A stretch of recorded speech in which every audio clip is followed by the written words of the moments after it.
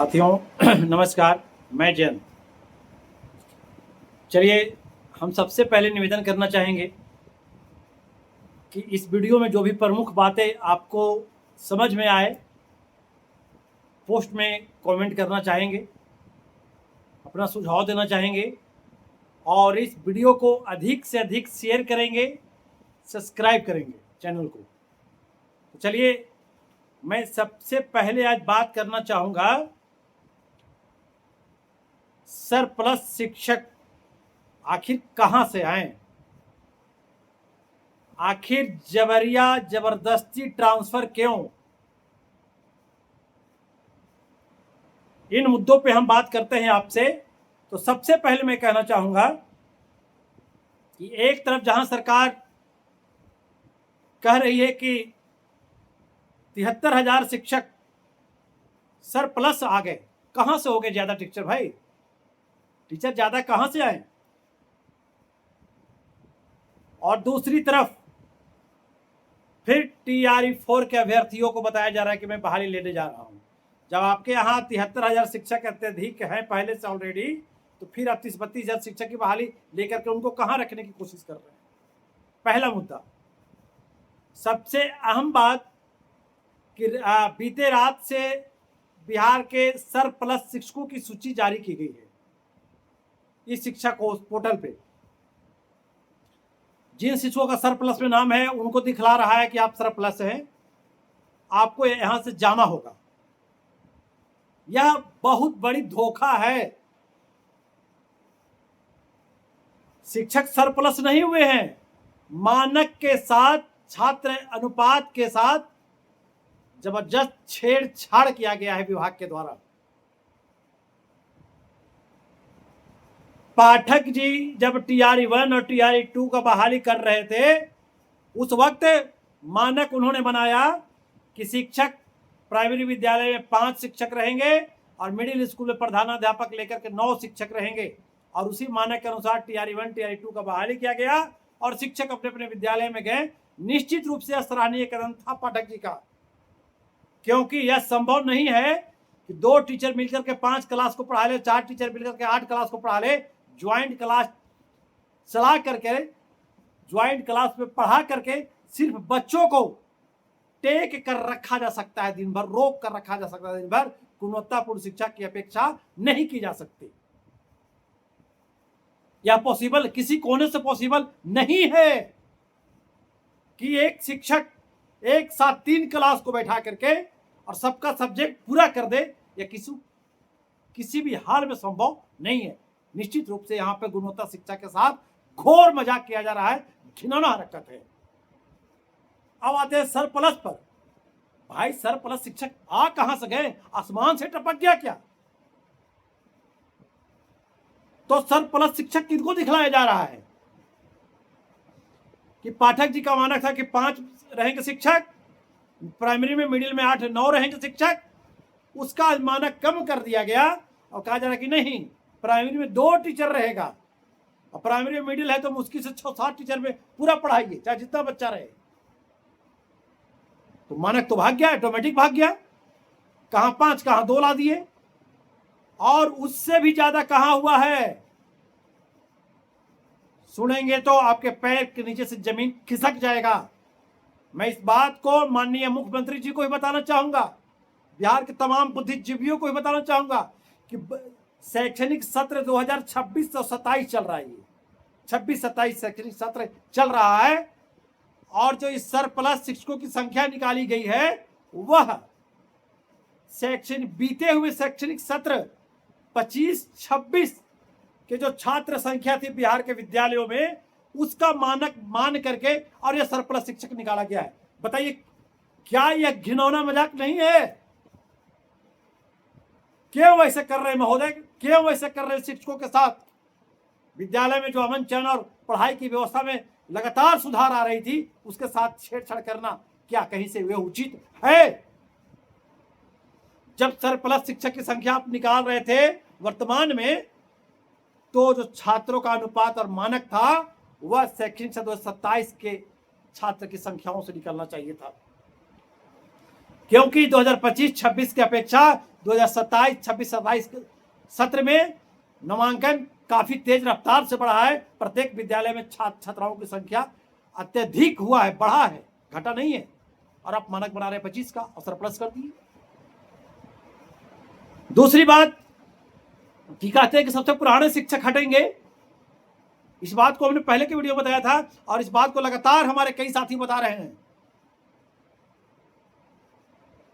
तो जब पुराने शिक्षक जो सबसे लंबे समय से वो हटेंगे, तो लंबे समय से वो हटेंगे, वो सही बात है आपके कहने अनुसार, आप जो कह रहे हैं, लेकिन जरा इसका जवाब भी तो दीजिए ना कि जब उक्त विद्यालय में रिक्ति नहीं थी तो आप अन्य जिलों से ट्रांसफर करके उस विद्यालय में जो शिक्षक को ला करके बैठा दिए, टीआरई 1 टीआरई 2 के शिक्षकों को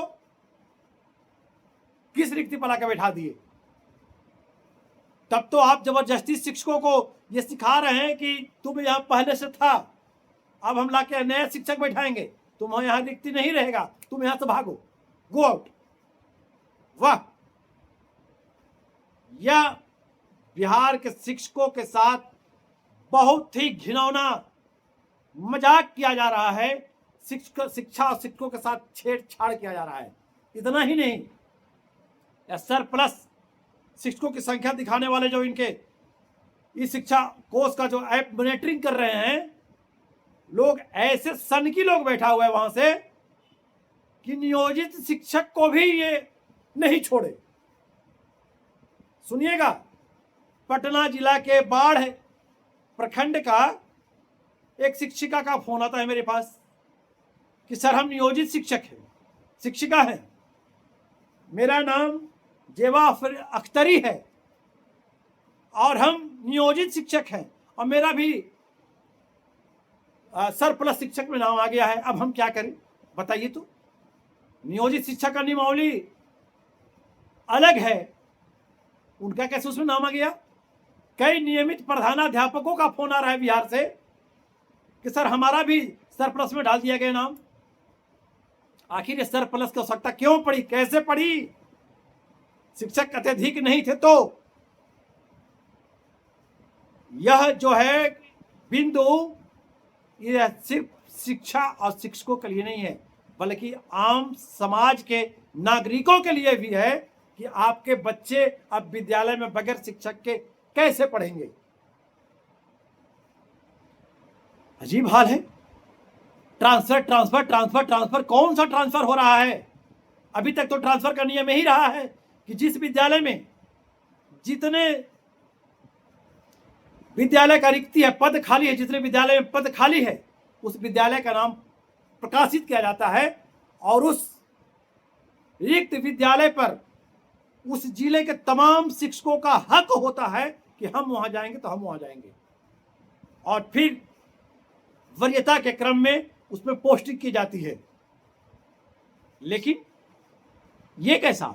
ये व्यक्तिगत लाभ, पर्सनली किसी को आप भेज रहे हैं। अभी सरप्लस आया तो सरप्लस वाले शिक्षक देख लीजिए कि प्राइमरी विद्यालय कितना खाली है।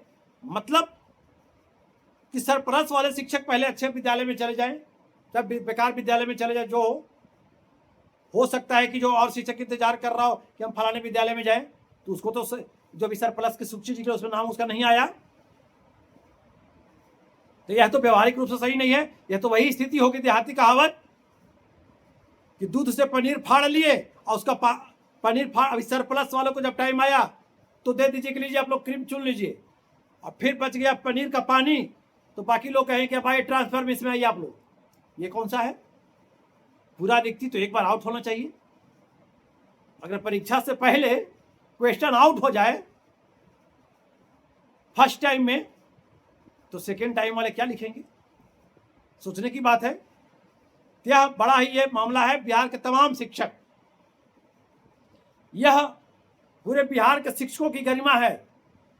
जब सरकार सब पर एक समान डंडा चला रही है, चाहे नियमित हो, चाहे टीआरई 1 हो, चाहे टीआरई 2 हो, चाहे अध्यापक हो, चाहे 34,540 हो, चाहे नियोजित हो, जब सरकार सब पर एक समान डंडा चला रही है तो सभी शिक्षक एक हो जाएं और एक होकर के लड़ने के लिए तैयार रहें। हम शिक्षक हैं, हम किसी फैक्ट्री का वर्कर नहीं हैं। हम शिक्षक वैसे फैक्ट्री का वर्कर हैं जहां मानव का निर्माण होता है, और हम लोग विद्यालय में जाकर के एक अच्छे मानव का निर्माण करते हैं, एक अच्छे समाज का निर्माण करते हैं। और शिक्षक को जिस तरह से डिप्रेशन में रखा गया है, शिक्षक इसको बर्दाश्त नहीं होगा, नहीं करेगा। तमाम शिक्षक तैयार रहें। मुकदमा उच्च न्यायालय में हो रहा है भारी पैमाने पर। आप लोग एक दूसरे से जुड़िए और मुकदमा में पार्टी बनिए, और हर हाल में इस मामले को स्टे कराया जाएगा। यह सरप्लस कोई मायने नहीं रखता है। ऐसे ऐसे शिक्षकों का ट्रांसफर हुआ, जिसको ट्रांसफर कर करके अन्यत्र जिला से उनको अपने जिला में लाया गया। अभी 1 साल भी नहीं पूरा है और उनको सरप्लस में नाम दे दिया गया। अजब हाल है। जिनका 1 साल नौकरी बचा हुआ है, 2 साल नौकरी बचा हुआ है, उनको सरप्लस में नाम दे दिया गया। जो पुराने शिक्षक हैं वह नियम से हैं, नियम से अपने विद्यालय में हैं। यह मैं नहीं कह रहा हूं, नियमावली पूर्व का नियमावली ऐच्छिक हस्तांतरण है उनका। इसके साथ छेड़छाड़ क्यों? इसलिए बिहार के तमाम शिक्षक मुकदमा में पार्टी बनने के लिए तैयार रहें। और कुछ लोग नंबर मेरा पूछ रहे थे, तो आप मेरा नंबर लिख लीजिए 99 34 90 96 27 99 34 90 96 27 99 34 90 96 27। ये मेरा संपर्क नंबर है, ये मेरा व्हाट्सएप नंबर है। किसी कारणवश लगातार फ़ोन जो आ रहा है, फ़ोन सबका रिसीव नहीं भी कर पाएंगे तो आप बुरा नहीं मानेंगे। लेकिन हम लोग जब शिक्षक की सम्मान की बात है, शिक्षक की मर्यादा की बात है, तो एक हाथ एक स्वर से मिलकर लड़ने के लिए तैयार रहिए। हम शिक्षक हैं, हम गलत बर्दाश्त नहीं कर सकते हैं। हम वर्ष 2003 से शिक्षकों की नेतृत्व कर रहे हैं। हमारे अंदर भेदभाव नहीं है। जहाँ शिक्षक की गरिमा की बात आएगी, वहाँ मैं आपके सामने खड़ा हूँ, आपके साथ खड़ा हूँ। तो चलिए इन्हीं बातों के साथ इस वीडियो को अधिक से अधिक शेयर करेंगे, चैनल को सब्सक्राइब करेंगे और एक एक साथी तक भेजने का काम करेंगे। और निश्चित रहें, कहीं कोई डरने की आवश्यकता नहीं है। कोई एक बकाहट में किसी दलाल के चक्कर में पड़ने की कोई जरूरत नहीं है। एकदम निश्चित रूप में ये कोर्ट में स्टे लगेगा तो लगेगा, हर हाल में स्टे लगेगा। कोई दलाल के चक्कर में नहीं पड़ना है और अपने आप को टेंशन फ्री रख करके अपने अपने विद्यालयों में कार्य करें। जय हिंद, जय शिक्षक।